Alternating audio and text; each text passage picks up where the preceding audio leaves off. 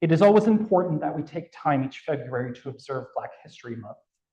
But it is even more important now in the current political and social climate in which we are living. To do so is our own act of resistance.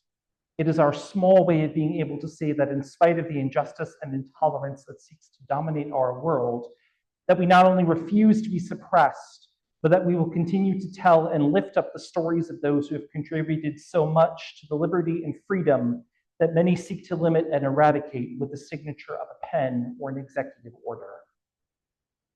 Today, we turn our hearts and minds to the lessons of two extraordinary leaders of the civil rights movement, who perhaps do not get enough credit as they should for the work to which they committed their lives, Ella Baker and Fannie Lou Hamer. In a world that often centers leadership in a single charismatic figure, the legacies of Ella Baker and Fannie Lou Hamer remind us that true, lasting change comes from the people, those whose voices have been marginalized, those who have suffered oppression, and those who, despite the odds, refuse to be silent. These two women exemplified the power of grassroots organizing, ensuring that the struggle for civil rights was not just about legislation, but about empowering everyday people to claim their voice and their agency. As Unitarian Universalists, we understand that social justice work is not simply about pronouncements from the pulpit or resolutions passed General Assembly. It is about relationships. It is about building community.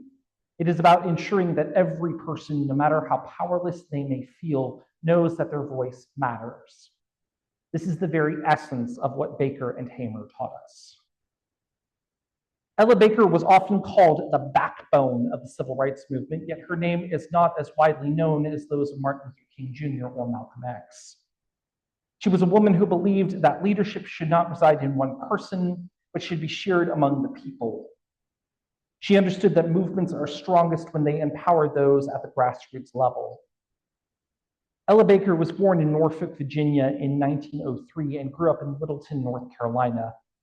She grew up listening to the stories about her grandmother told her about being enslaved, including the violence of being beaten and whipped by her owners for not wanting to marry another enslaved man of their choosing.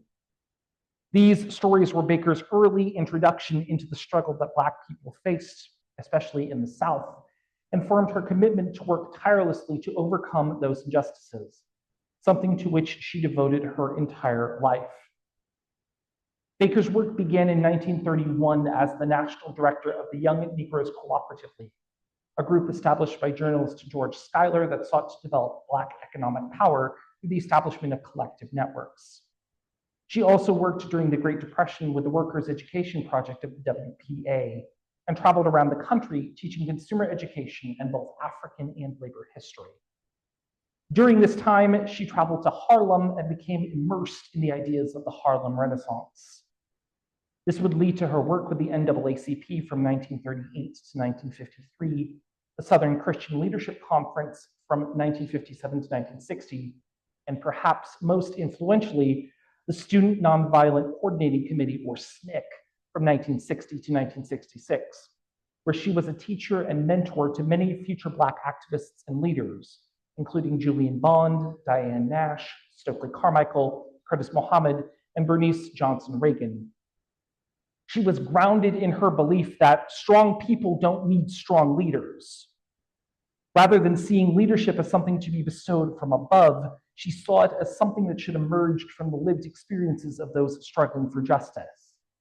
She taught young activists how to organize, how to listen to communities, and how to create structures that would sustain change over the long term.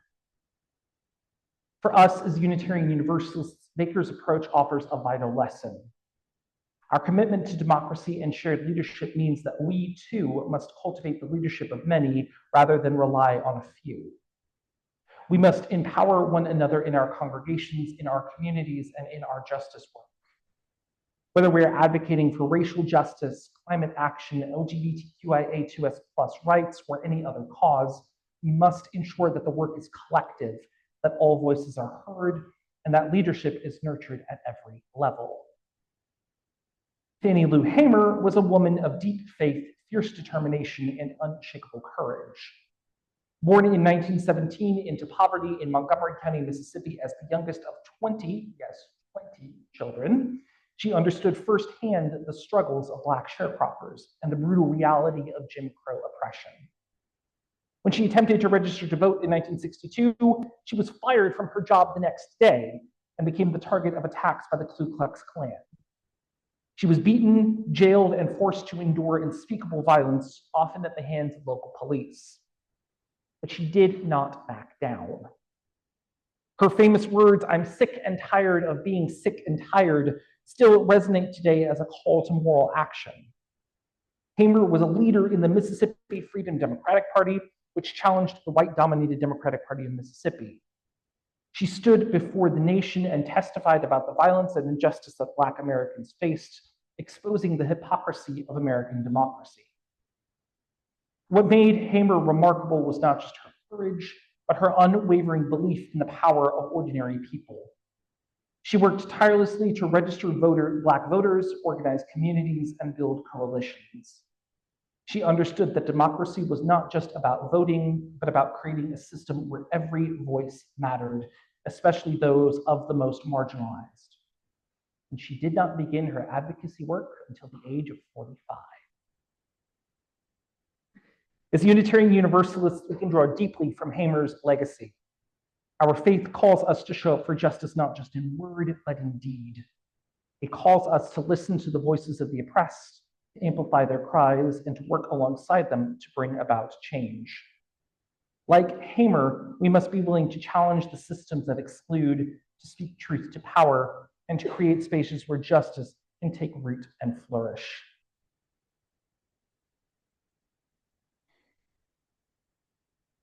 Ella Baker and Fannie Lou Hamer lit a torch that continues to burn.